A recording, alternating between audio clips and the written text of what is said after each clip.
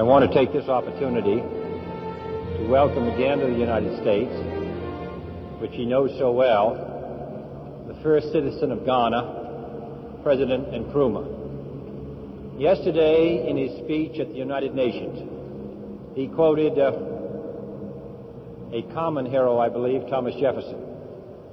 Thomas Jefferson also once said, "The disease of liberty is catching." It has been the object of our guest's life to make sure that that disease of liberty spreads around the globe. He has fought for it in his own country. He fights for it in Africa.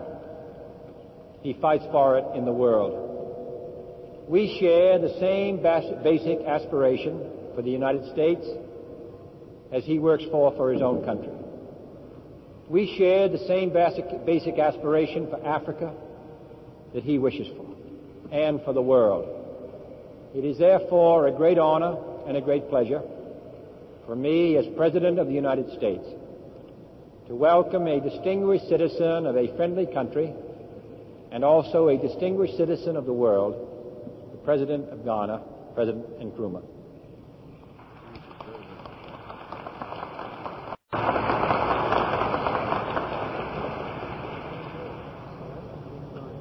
Mr. President, as this is our first meeting since your assumption of responsibility as the President of the United States, may I be permitted to offer you my personal and hearty congratulations and those of the government and people of Ghana.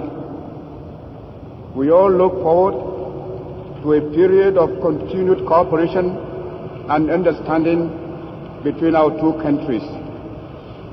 I hope that our meeting today will strengthen our relations and contribute towards the establishment of lasting peace and stability in Africa and in the world.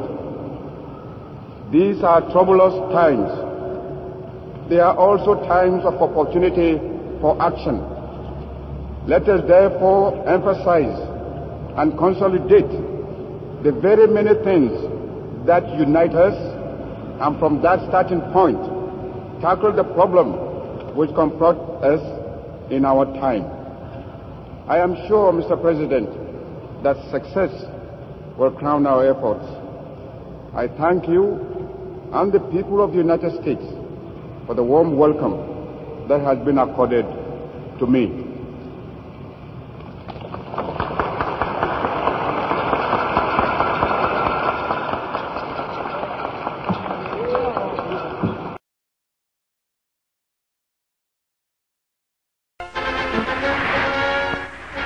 At Washington Airport, the first head of state to be welcomed to this country by President Kennedy is President Habib Bourguiba of Tunesia.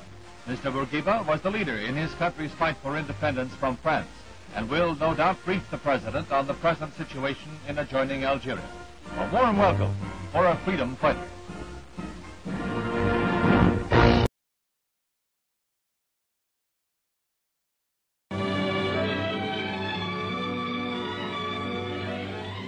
President Houphouet-Boigny, his wife, and the members of his party arrive at the White House for a state dinner given in their honor by President and Mrs. Kennedy.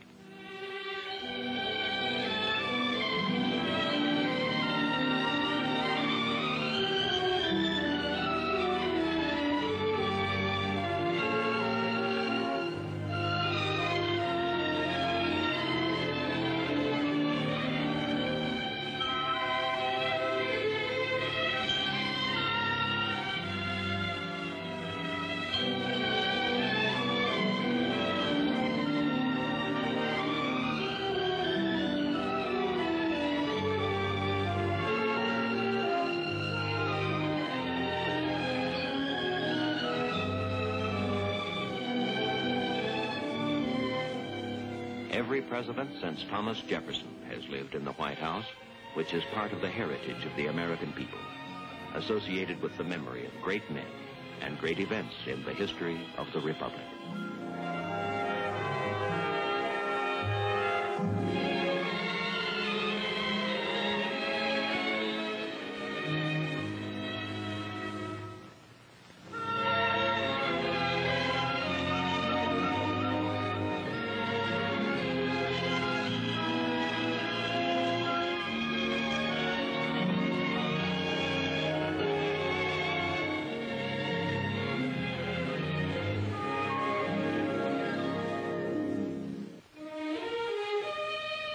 The statue of Andrew Jackson, popular hero and president of 135 years ago, faces the front of the White House, where President Houphouet-Boigny spends many hours in private conversation with President Kennedy.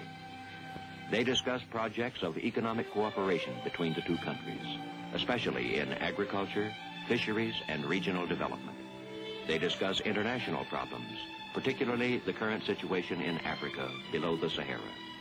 President Kennedy says, "From our talks, I have gained more knowledge and understanding of the problems facing your country and a deeper comprehension of the compelling forces that are shaping the new relationships among African states."